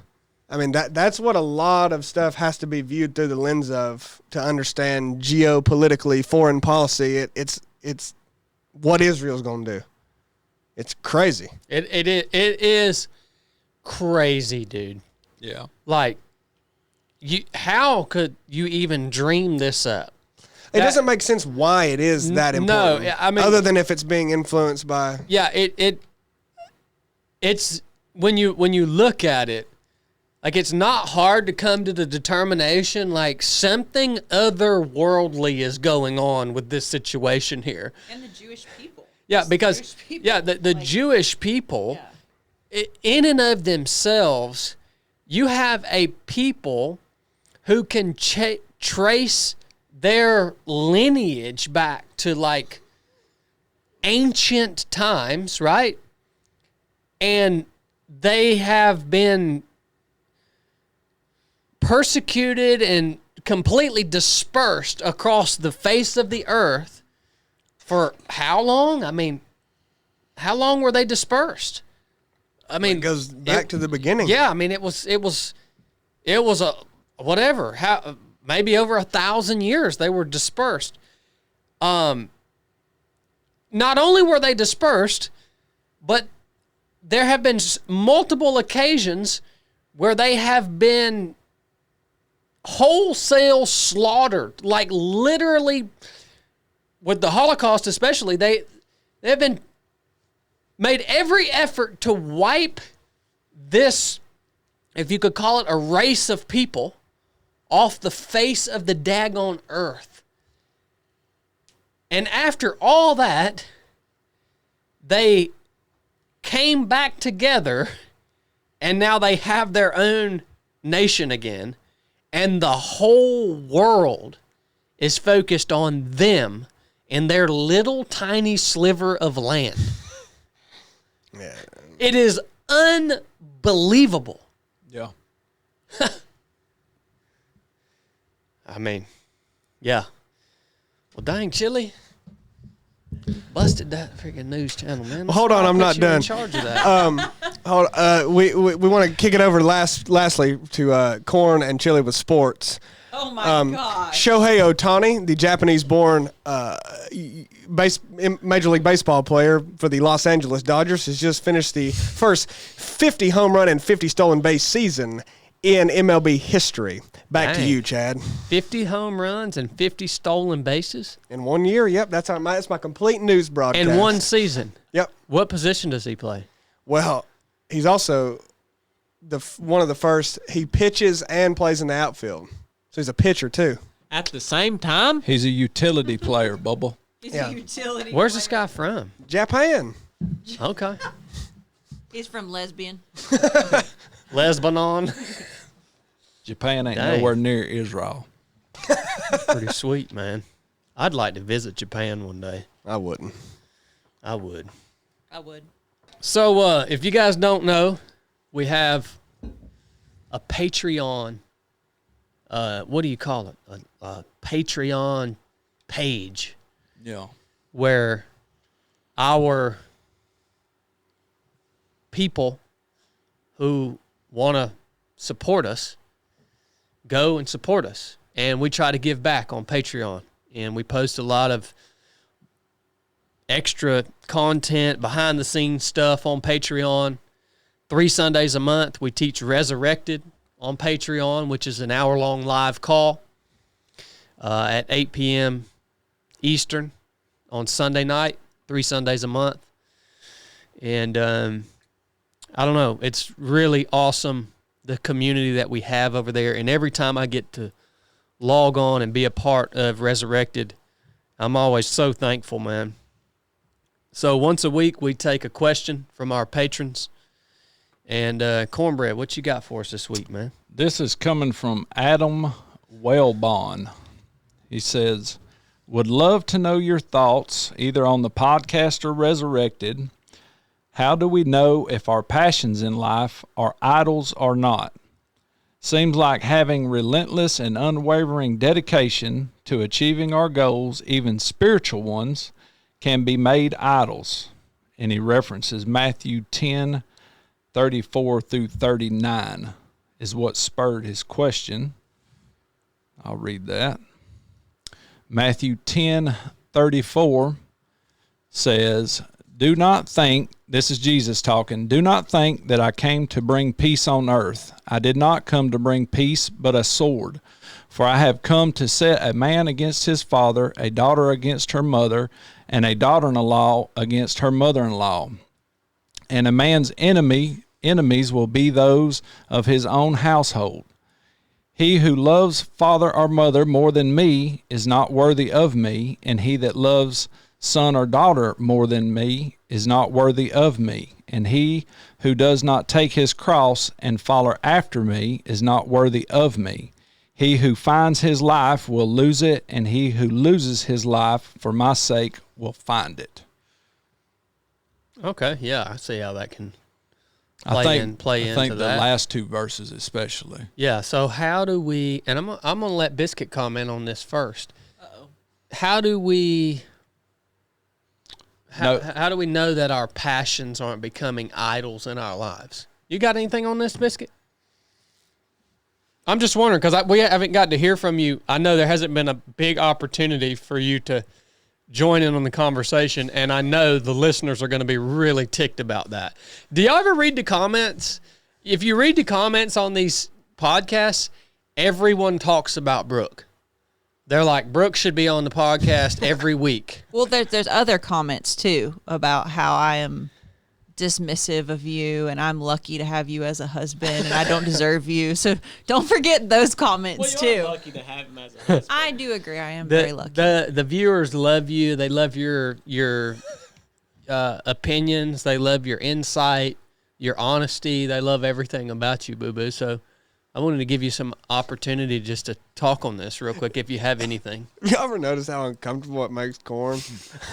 It makes Corn uncomfortable because it's uncomfortable. When he does stuff like that, it's just weird and uncomfortable. I look over at Corn while he's doing that, and Corn's going, Yeah, because it's weird. That's my little biscuit. Ew. Ew. Embarrassed. He's got secondhand embarrassment. I love my wife. How boys. do we? Yeah, you're being unreasonably kind to me today, and I know there's something going on. Well, I hadn't seen you for a week, baby. No. There's something going on. You did something. Yes, you didn't do something. The love in my heart for you is overflowing. I've been married to you for in a week. I will have been married to you for 12 years, and I know that there's something up with you today. Yeah, my love is up. I feel like That's what's up. The corniest thing ever said on the podcast. My Don't love ever is say- up, son. Good. the question is, how do we know if our hobbies have become idols? Like Yeah, our things- passions have become idols. Yeah. I mean, I think there's, I've always been challenging of the extreme sports we do. I've done 50Ks. There's not very extreme, but Pretty extreme, baby. I feel like it's all biblical. Like the Bible says to do everything in moderation and to treat your body as a temple. So when we go out and do these wacko things and break down our body, and like even the conversation about never quitting no matter what, period. In sports, does that make things your idol? I don't know. I don't know if I have a good answer for this question, because I also wonder if like my other thought is how much time are you devoting, and is it getting in the way of other things? I think that's more along the lines. There's some really weird energy coming from Corn and Chili. I don't really know what's happening. Well, so I think we should go ahead and acknowledge the fact that there are, for all of us, there are going to be times in our lives where our passion is, in fact, going to become our idol, right? So that's going to happen to all of us in different seasons of our lives. I don't think that there's any way to just never allow that to happen, right? It's happened to me many times where something that I'm doing becomes the most important thing in my life, becomes more important than the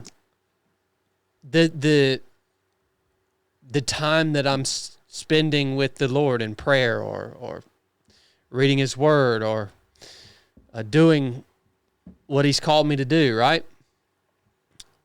Has that ever happened to y'all? Yeah, so how do you know if your passion is becoming an idol?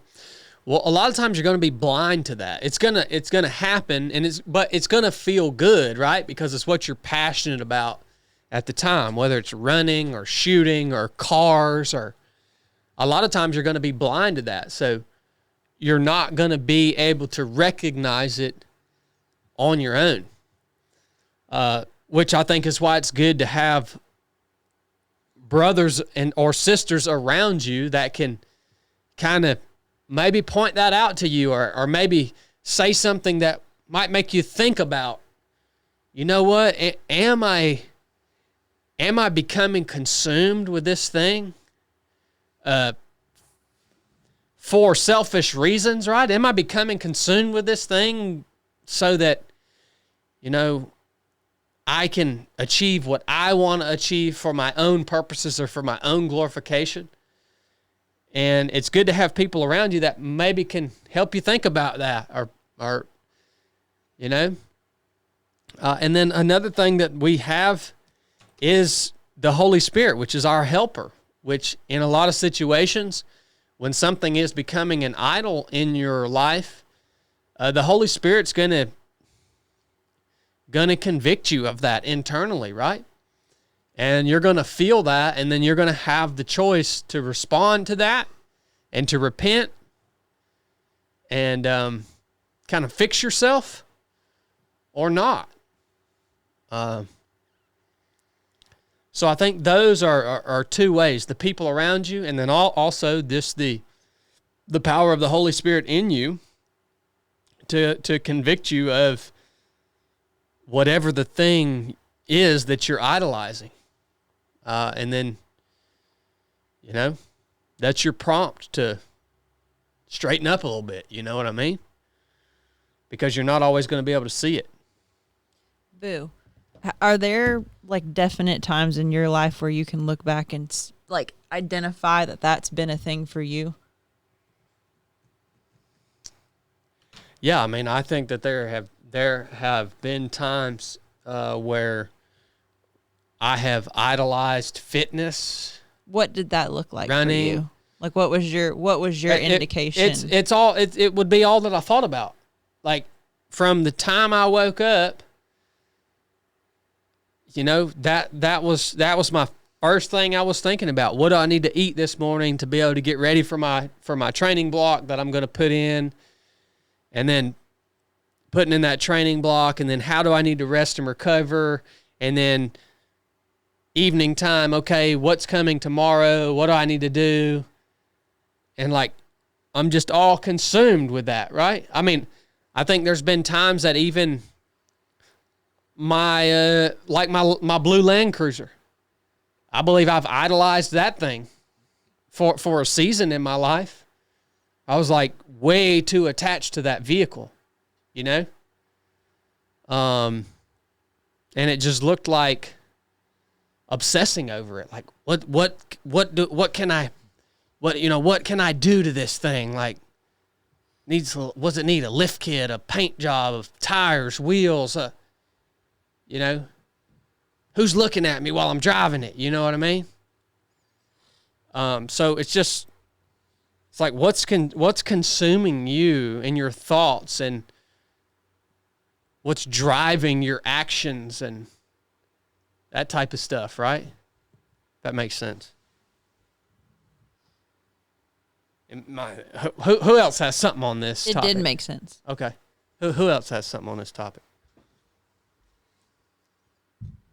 I thought Blake was going to say something. Yeah, I did too. He's awful silent today.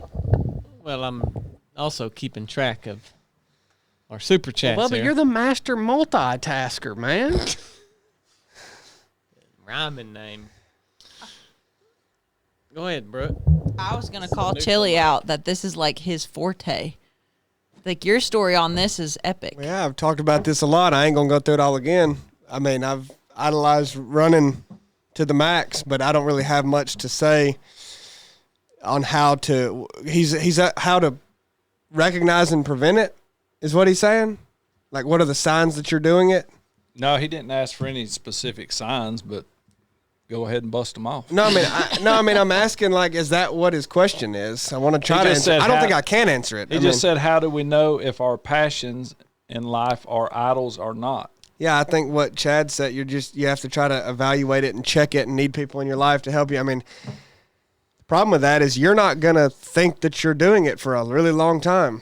Or then I moved into a period where I knew I was doing it and just tried to make it where, try to make it where I wasn't.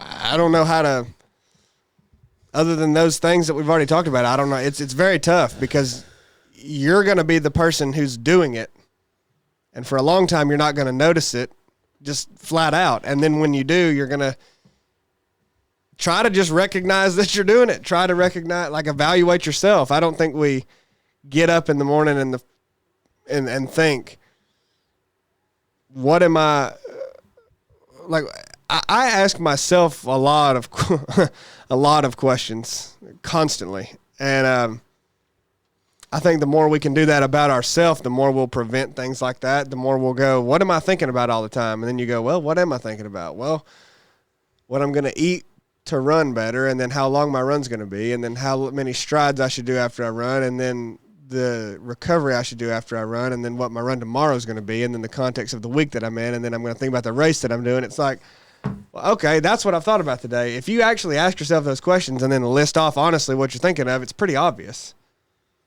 So yeah, ask yourself those questions. That'll probably help you realize if you're idolizing it or not, because you can't really hide it if you ask yourself the honest questions.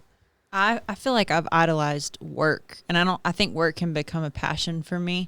And I think some of my biggest indications are like I stop caring about the things that as God's people we're called to care about. Like I stop calling my parents as much. I stop making you dinner and serving you. I stop interacting with my community and answering the phone with people I need. You know, like I just stop serving others. And that's when those actions kind of get out of balance. I'm like, oh, crud.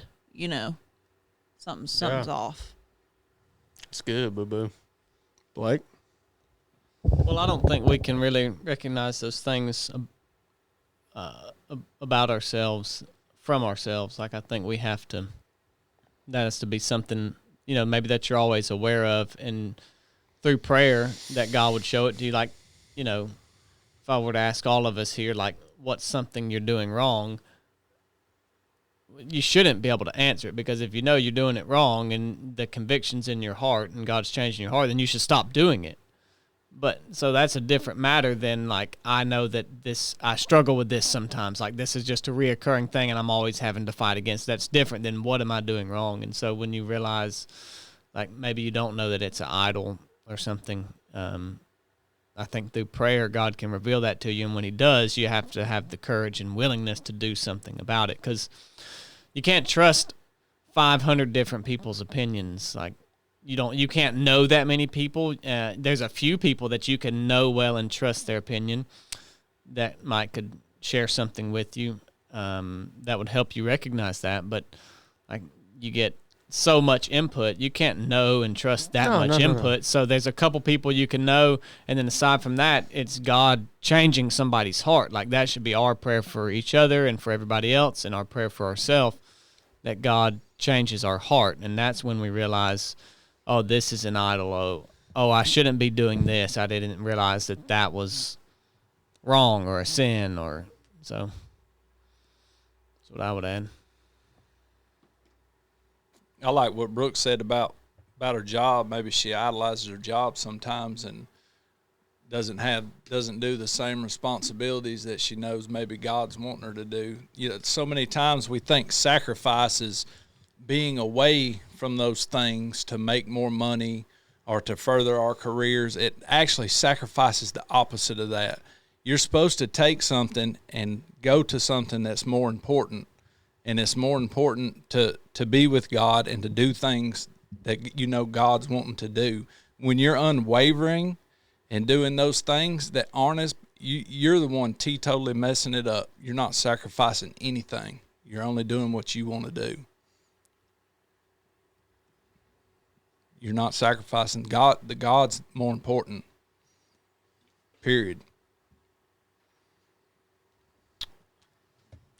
Yeah, that's a good question, man. Yeah, I think it's something that we all, as Christians, as disciples of Christ, I think it's something that we all deal with at different times and seasons with different things, and it's something that we should be aware of for sure. All right. Blake, you got any super chats? Oh, yeah. We had Marty Bingham. He was coming in before we started. Number one, $9.99. I'm ready to smoke the ROP course this weekend. You sure you're coming, Marty? There's a hurricane. You sure you want to come? Is there a hurricane, Corn? There's a hurricane coming. I don't know if I'd come if I was you, Marty. There's a hurricane, Bubba. He came back in for Part B, $19.99. Marty, if you don't quit numbering these things, it's 1 and then it's B. I mean, it's more confusing when you try to number them. He said, I parked a little further from the Walmart than usual a couple times, and I think I took the steps instead of the elevator one time, but I can't remember for sure. Either way, I figure I'm in peak physical condition. We'll see, Marty's Bubba. funny. Yeah, it's funny. He's funny. Then we had little Virgil come in at 99 cents. You remember you was talking about, I bet he's going to put like that little laughing emoji face, and that's what he put. I knew it. Yep, you called it. Dad, You will always call it. Thank you, LV. I know him. We had Tom Russell come in at $20. He said, Chad, if you need to get that capital TOY toy Yodel engine out so I can hot rod it. You pay for the parts, I'll take care of the labor. Dang, son. He did send you an email about that too. I don't know if you saw it. That's big right there. He son. said get it up to him.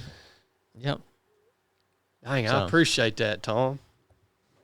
Well, let me get through the rest of this month and possibly next month, and then then the next. we'll have that conversation. This month has been breakneck speed for me, son. I'm talking about. We told him, didn't we, Chili?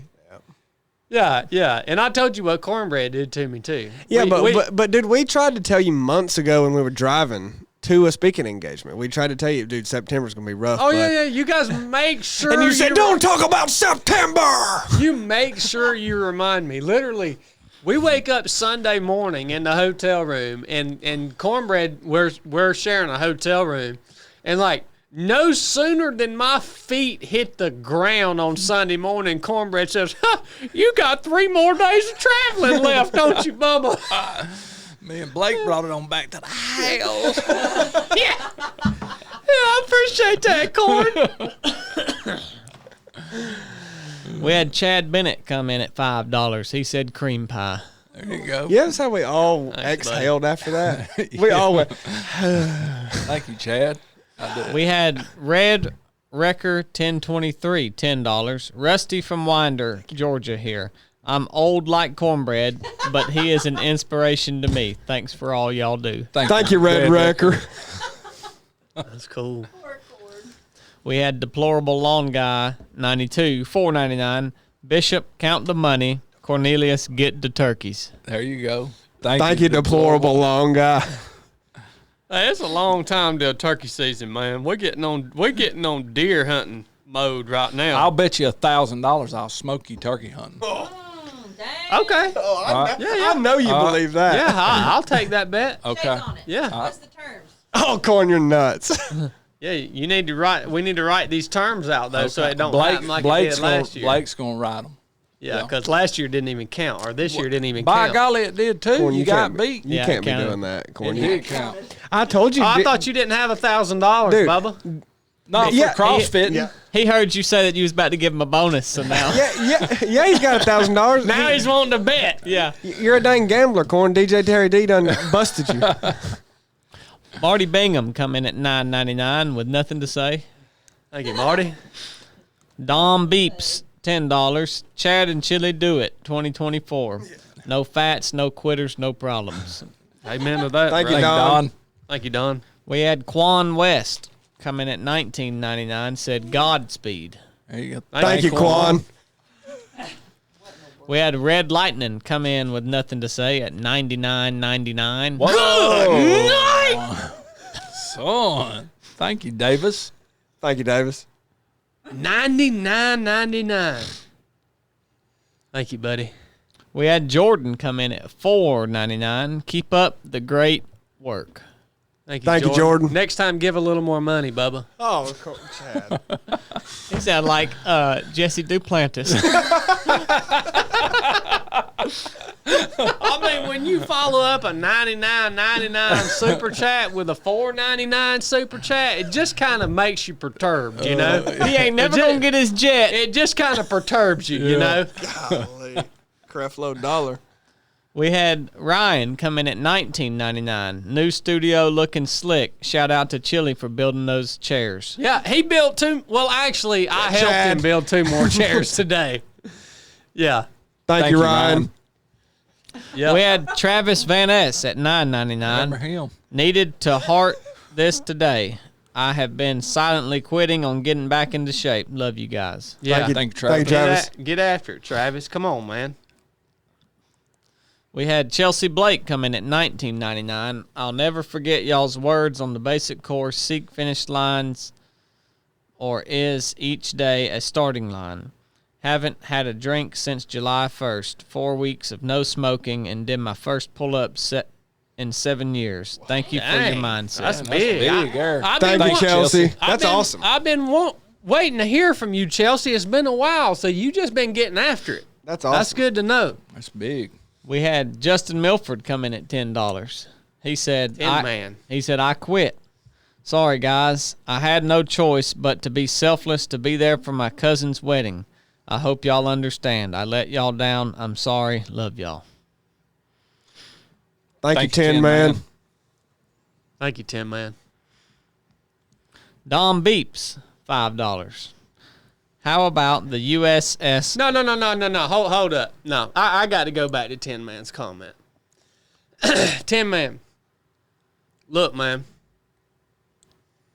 I appreciate you owning up to the fact that you quit, man. You say you had a wedding to go to. If you didn't think you could finish the race, if you didn't think that you were going to be able to finish what you started and go to that wedding of your cousins, you should have never started, man. I've just got to be real with you, man. You just got to cut that out of the conversation, man.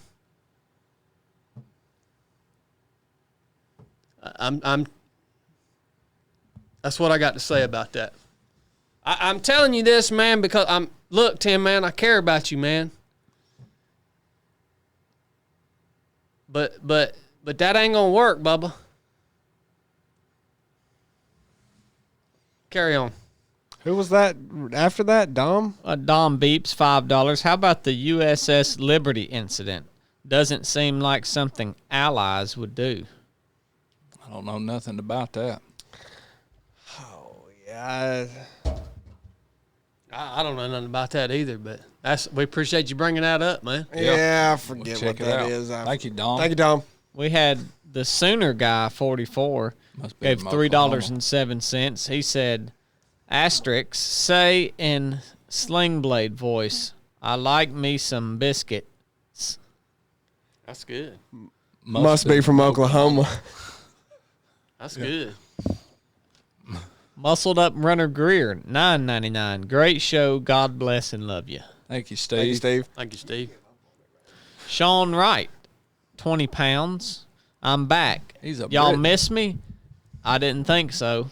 My books and merch arrived safely this week. God bless y'all. There you We go. talked about international shipping this morning. Yeah, I shouldn't have. I said I was going to open international shipping back up to everybody except for Sean Wright, and I didn't do what I said I was going to do, so I quit that. And I did ship to Sean Wright, and I regret it. Quit that.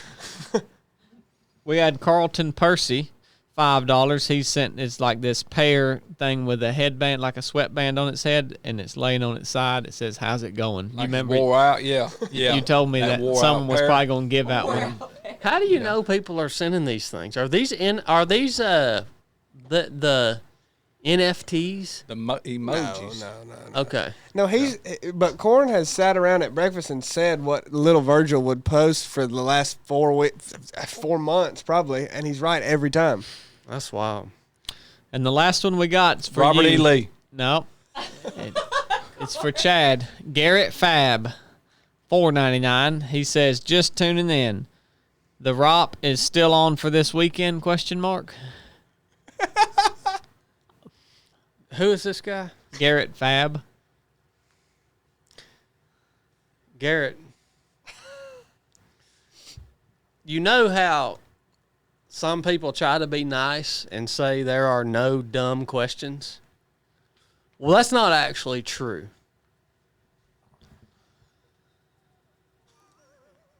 When you decide to come here on this live stream and ask dumb questions, you might get dumb answers.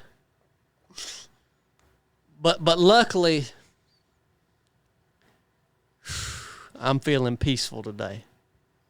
Love you, brother. Wow. See you at the rock bubble. Nuff said.